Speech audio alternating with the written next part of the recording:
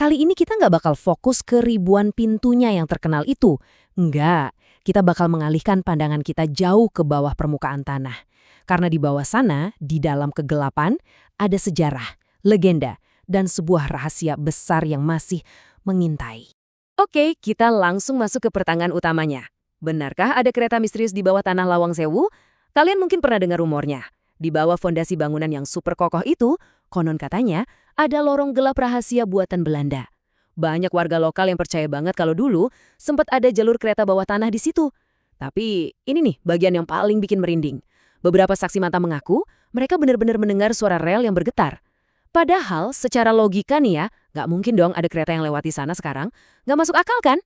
Jadi pertanyaannya, apakah ini cuma sekedar mitos urban buat nakut-nakutin? Atau emang ada rahasia sejarah yang sengaja dikubur dalam-dalam? Coba kalian bayangin sebentar. Malam mulai turun di Semarang, angin dingin mulai kerasa nyapu halaman tua Lawang Sewu. Dan bangunannya berdiri tegak banget, seakan-akan nggak peduli sama waktu. Tapi, kalau malam udah larut begini, sebenarnya bukan ribuan pintu itu yang bikin orang-orang atau penjaga malam ngerasa was-was. Justru perhatian mereka tertuju pada sesuatu yang bersembunyi tepat di bawah telapak kaki mereka. Sebuah lorong gelap gulita yang selama bertahun-tahun selalu memunculkan satu pertanyaan besar yang sama di benak semua orang. Bagian 1. Markas Besar Kereta Api. Nah, buat paham dari mana sih sebenarnya asal mula cerita kereta ini, kita harus flashback sedikit ke sejarahnya. Di zaman kolonial dulu, Lawang Sewu ini tuh bukan sekedar kantor pemerintahan biasa, teman-teman. Bangunan ini adalah pusat sarafnya, alias markas besar dari Nederlandse Indische Spoorwegmaatschappij, atau sering disingkat NIS. Ini adalah perusahaan raksasa yang tugasnya memonopoli dan ngelola seluruh jalur kereta api Belanda di Pulau Jawa. Jadi ya, dari awal banget, identitas gedung ini emang udah nempel banget sama yang namanya urusan kereta api. Gara-gara peran yang super vital ini, mulai deh muncul sebuah pemikiran logis di masyarakat. Gini, sebagai pusat administrasi yang sangat penting, masuk akal dong kalau pihak Belanda butuh jalur logistik yang aman dan, pastinya, rahasia. Nah, banyak warga tua di sana yang percaya banget kalau ruang bawah tanah itu dulunya dipakai sebagai jalur lori atau semacam kereta kecil. Tapi ingat ya, ini bukan kereta penumpang gede kayak yang biasa kita naikin. Ini lebih ke kendaraan rel kecil yang khusus dipakai buat mindahin dokumen-dokumen penting, suplai atau barang-barang darurat lainnya supaya aman dari pantauan orang-orang di atas tanah. Masuk akal banget kan? Lanjut ke bagian 2, kisah sang penjaga malam. Tentu aja, nggak semua orang langsung percaya sama teori sejarah barusan. Banyak yang anggap, itu mah cuma legenda aja yang dibesar-besarin. Sampai akhirnya, muncul sebuah pengakuan yang benar-benar bikin orang mulai mikir 2 kali soal lorong itu. Sekarang coba deh kalian posisikan diri kalian sebagai penjaga tua di Lawang Sewu ini. Dia cerita dengan suara pelan, nginget-nginget kejadian malam itu. Jam 1 malam, semua udah sepi. Nggak ada lagi suara mobil atau motor di luar. Yang ada cuma keheningan total, sepi banget, di dalam sebuah bangunan raksasa yang kosong melompong. Lalu, tiba-tiba aja, memecah keheningan malam yang pekat itu, terdengar sebuah suara yang berat banget. Krit, klang, klang, suaranya persis kayak besi tebal yang lagi bergesekan kuat sama rel. Awalnya si bapak penjaga ini mikir, mungkin cuma suara berisik dari jalan raya di luar. Tapi, apa yang dia sadari beberapa detik kemudian bener-bener gak masuk akal. Suara itu gak datang dari luar, teman-teman. Suara gesekan besi itu justru merambat dan memantul pelan dari bawah lantai bangunan yang lagi dia injak. Semakin lama, suaranya malah semakin jelas. Seolah-olah ada sesuatu yang ukurannya sangat besar dan berat lagi bergerak pelan. Tapi pasti menembus lorong gelap di bawah tanah. Berderit keras. Kalau kita yang dengar mungkin udah lari terbirit-birit ya. Tapi penjaga ini enggak. Alih-alih lari, dia malah ngambil senter kecil. Satu-satunya barang yang bisa ngasih cahaya malam itu. Dan dia beraniin diri buat turun ke arah sumber suaranya. Turun langsung ke lorong bawah tanah. Begitu sampai di bawah, udaranya seketika berubah total. Terasa lembab banget. Ada aroma khas bangunan tua yang menyengat, nyampur sama hawa dingin yang bikin bulu kuduk langsung merinding. Dengan sangat hati-hati, langkah demi langkah, dia nyusurin lorong sempit itu. Dan, tepat di ujung langkahnya, sorot senternya tiba-tiba menangkap sesuatu di bagian bawah. Sorot senternya yang agak redup itu mengarah pas ke lantai. Dan di sana, dia melihat ada bekas besi yang memanjang.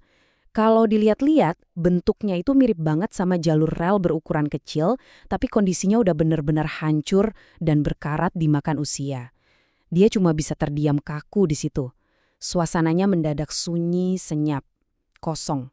Nggak ada siapa-siapa di ujung lorong yang disorot senternya. Cuma ada ruang bawah tanah yang bener-bener gelap dan kosong melompong. Karena ngerasa udah aman dan emang nggak ada orang di sana, dia akhirnya balik badan, siap-siap buat naik lagi ke atas. Tapi, nah ini dia nih, tepat banget pas dia muter badannya, suara itu meledak lagi. Klang, klang, klang. Dan kali ini, suaranya terdengar sangat-sangat dekat. Udah nggak samar-samar lagi kayak sebelumnya. Suara berat itu asalnya bener-bener pas dari belakang lehernya.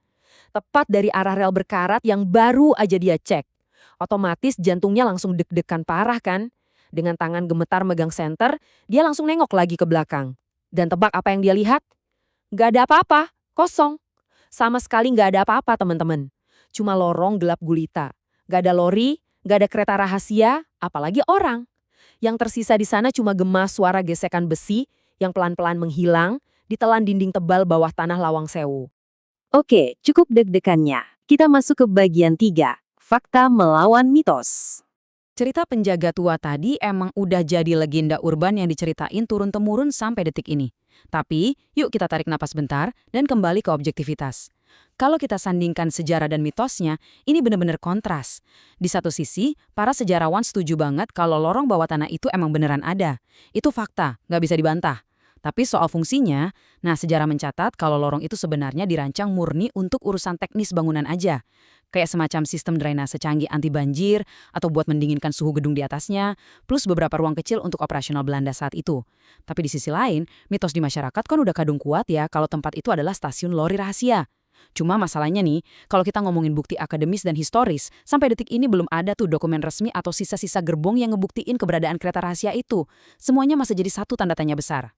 Tapi ya, fakta sejarah itu kan nggak bisa serta-merta ngapus pengalaman nyata orang-orang yang ngalamin langsung di sana kan.